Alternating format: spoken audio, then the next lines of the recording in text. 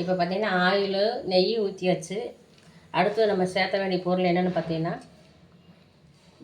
பிரியாணி இலை, 2 பட்டை, ஸ்டார் பூவு, 3 கிராம்பு, 2 ஏலக்காய், கொஞ்சம் கல்பாசி, கொஞ்சம் சோம்பு. இது நான் அடிக்கடி உங்களுக்கு வீடியோ சொல்லியிருக்கிறேன். என்னென்னா ரோஸ் பூ, வீட்டில் பூத்த நாட்டு ரோஸ், பன்னீர் ரோஸ். இது எல்லாமே வந்து நம்ம இதில் ஃபஸ்ட்டு சேர்த்திக்கலாம்.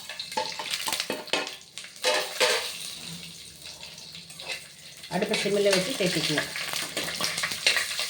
சேர்த்துட்டு வெங்காயம் சேர்த்திக்கலாம்.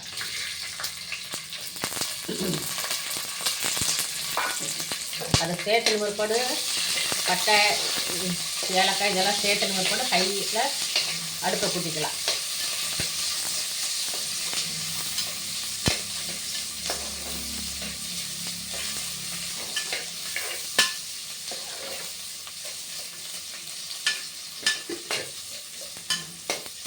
இப்போ இஞ்சி பூண்டு பேஸ்ட் சேர்த்துக்கலாம்.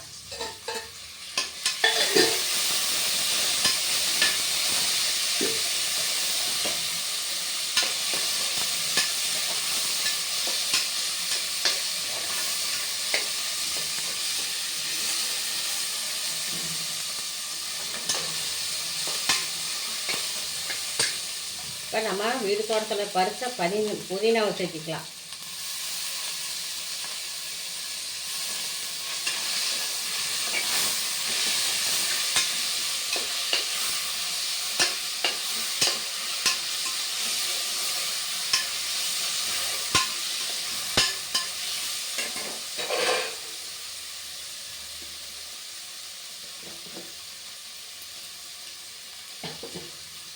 வரமிளகாத்தூள் 1/2 ஸ்பூன் சேர்த்துக்கலாம். வெயில் காலங்கிறதால மிளகாத்தூள் கம்மியாகவே சேர்த்துக்கலாம்.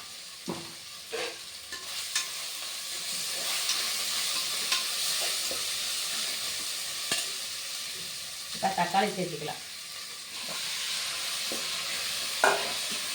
ஓகே ஃப்ரெண்ட்ஸ், இப்போ நம்ம முக்கியமாக சேர்த்த வேண்டியதெல்லாம் சேர்த்து வச்சு தக்காளி சாதத்துக்கு இப்போ அடுத்து தக்காளி சாதம் ரெடி பண்ணிவிட்டு நான் உங்களுக்கு காமிக்கிறேன். Okay bye. பிடிச்சிருந்தா லைக் பண்ணுங்கள்.